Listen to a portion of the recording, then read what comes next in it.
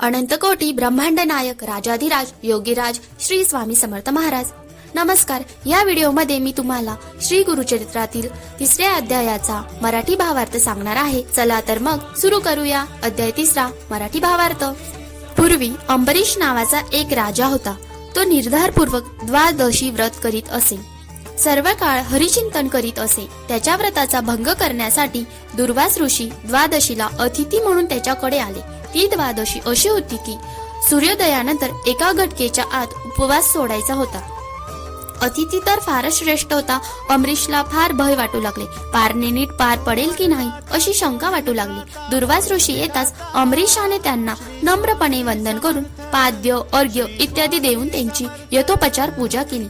त्याने दुर्वासाची विनवणी केली, आज एक घटिका साधन द्वादशी आहे, तेव्हा कृपा करून आपले प्रातः अनुष्ठान लवकर समाप्त करून भोजनाला घटकेच्या आत यावे।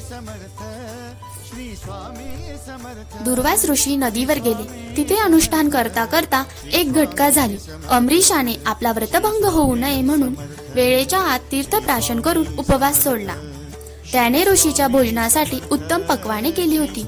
तोच दुर्वास ऋषी आले। त्यांनी राजाच्या मुखाकडे पाहिले व म्हणाले, अरे दुरात्म्या, अतिथीला न देताच भोजन घेतलेस काय? ऋषी शाप देणार तेवढ्यात अंबरीशाने विष्णूंचे स्मरण केले। नारायण हा भक्तवत्सल आहे। तो अंबरीशाचे रक्षण करण्यासाठी धावून आला। दुर्वासांनी अंबरीशाला शाप दिला, तुला प्रत्येक योनीत याप्रमाणे जन्म घ्यावे लागतील। तोच विष्णू अंबरीशाजवळ येऊन उभा राहिला। ऋषीचे वचन खोटे होणार नाही हे जाणून अंबरीशाने विष्णूंचे चरण धरले। विष्णू दुर्वासांना म्हणाले, तुम्ही माझ्या भक्ताला शाप दिलात, मी त्याचे रक्षण करणार। तुम्ही मलाच शाप द्यावा असे मला वाटते।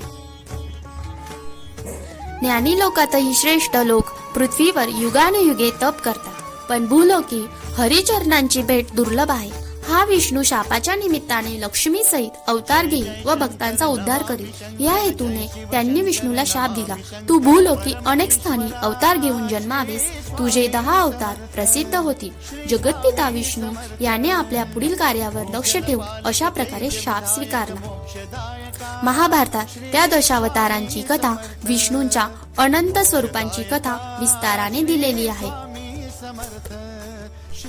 अशा प्रकारे श्री गुरुचरित्रातील 3ऱ्या अध्यायाचा मराठी भावार्थ आहे। व्हिडिओ आवडला असेल तर लाईक आणि शेअर करा। असे माहितीपूर्ण व्हिडिओ पाहण्यासाठी माझ्या चॅनलला सबस्क्राईब करा।